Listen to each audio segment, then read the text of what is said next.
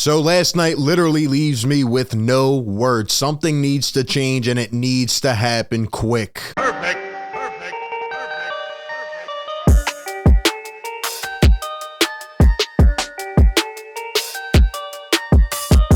What is going on, everybody? Welcome into Philly Take with RB, number one show for Sixers fans. You know the drill. Hit the like button, subscribe to the show, stay up to date with all the content. We just need to hop right into this. Honestly, I was going to do a live breakdown show, but they don't deserve it. They don't deserve it today. The Sixers go down on their home floor yet again. They lose 114-105 to the tanking San Antonio Spurs. And now the team is 2-1. The Spurs are 2-1. The Sixers, in fact, now look like they're the team trying to tank for Wembanyama. I mean, I don't even know what to say. I was left speechless. Luckily, the Phillies won. I was out enjoying my night, just trying to forget about this slop of a game. There's a lot to dissect and break down. Really, I just want to hit on a few main things today, and hopefully we can bounce back because things have been very, very ugly to begin. And honestly, I don't know where to begin. But before we get right into it, man, shout out to the sponsor of today's show. Manscaped is the leading provider of below-the-waist men's grooming products. Let them help you take your grooming experience to another level, man. Go check out all their inventory.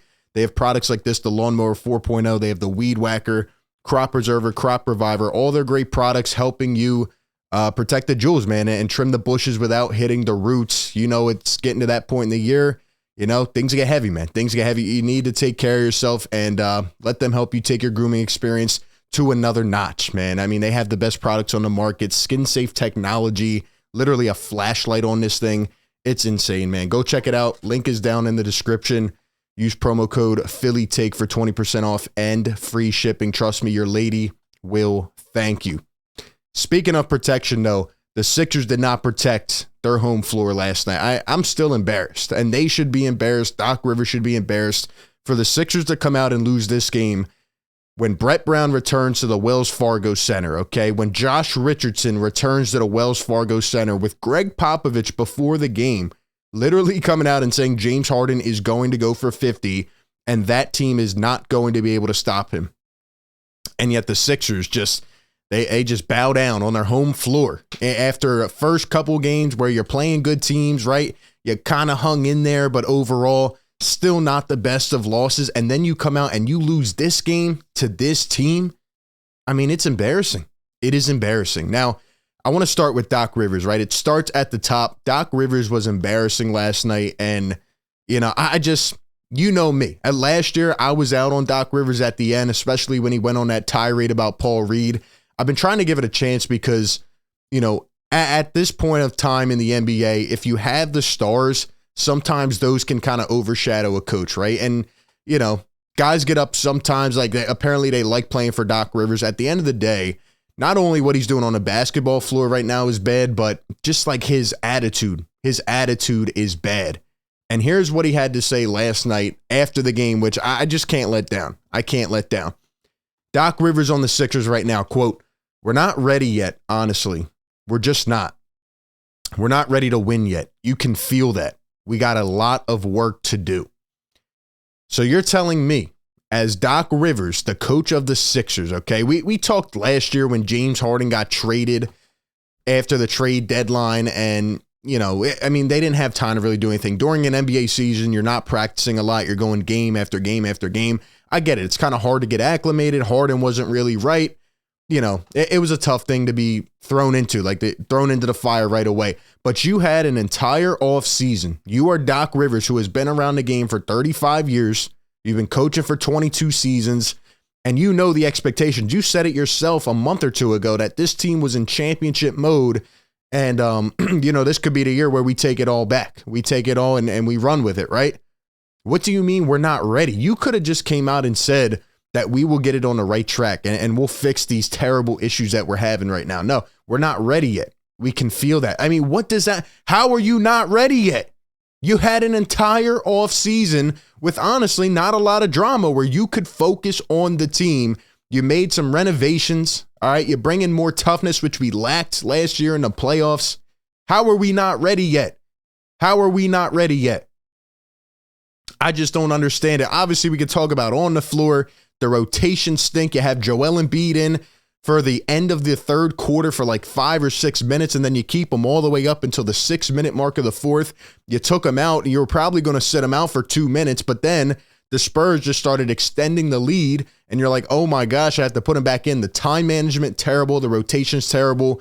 But really the main thing to me is this Sixers offense has no identity. They have no identity at all, and that is a reflection upon Doc Rivers. How the hell do you not have an identity 3 games into a season? We just started the year. We just went through an entire training camp. You took the team to Charleston, and we have no identity.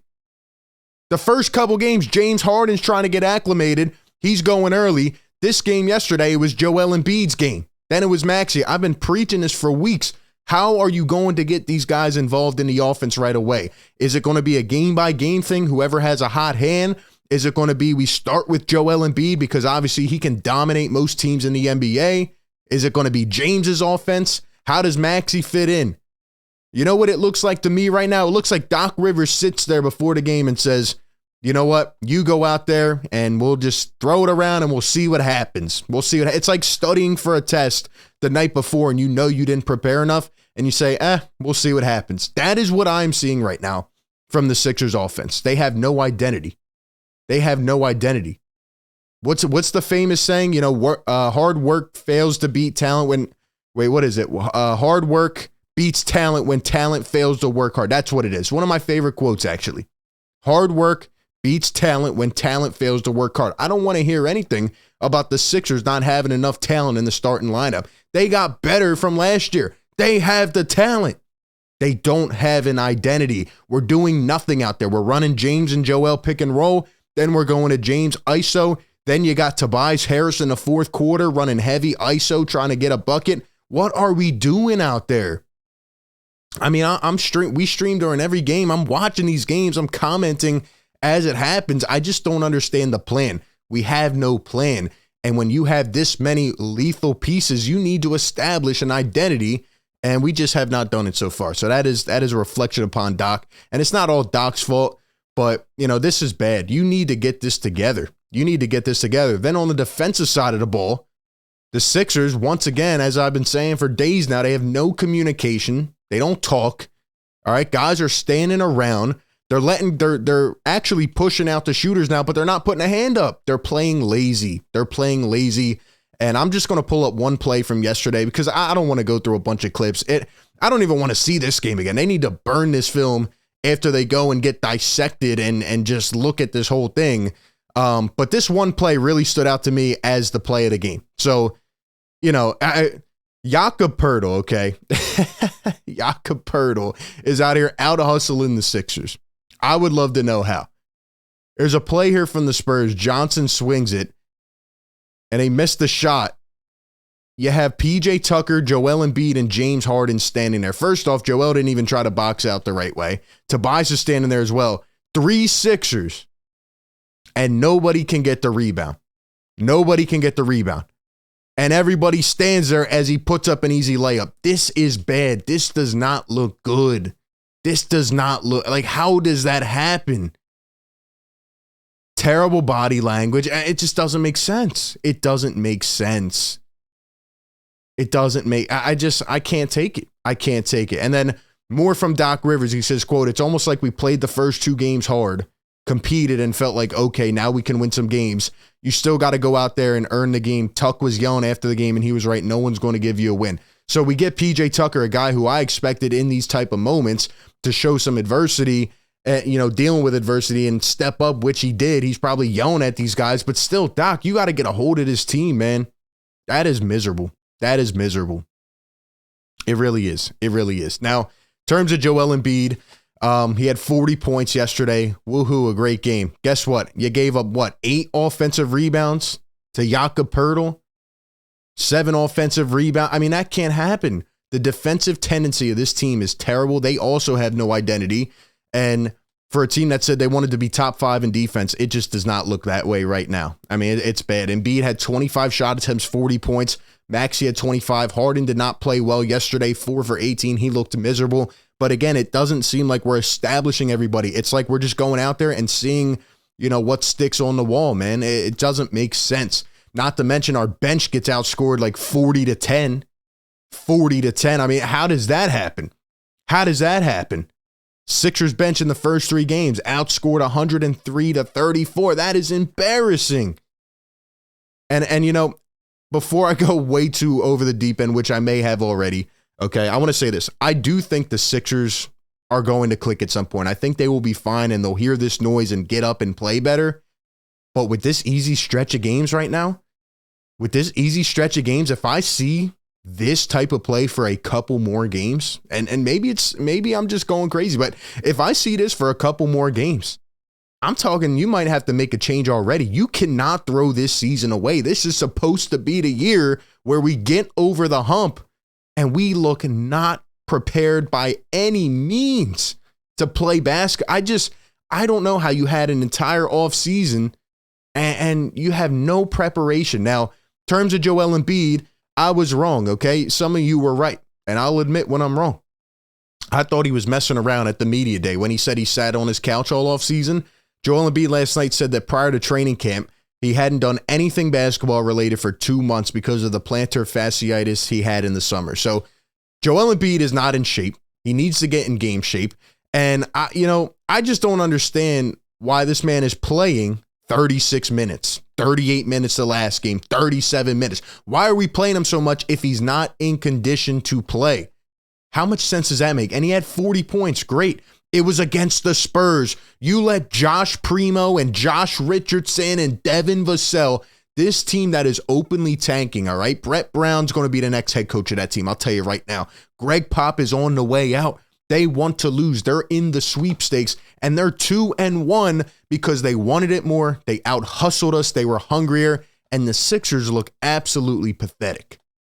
They do. And I can't, I can't say it any other way. Like, I look at this team every day, and right now we should be much better than this. This is embarrassing. It really is, and those players should be embarrassed as well. And I hope they find a way to get it going. I really do. I mean, Niang had 8 off the bench. Nobody else did anything again.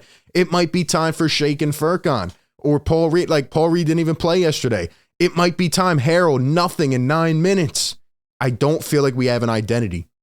And like I said, late in the game, we're bringing it down to 6 points. We're bringing it down to 6. We're bringing it down to 6.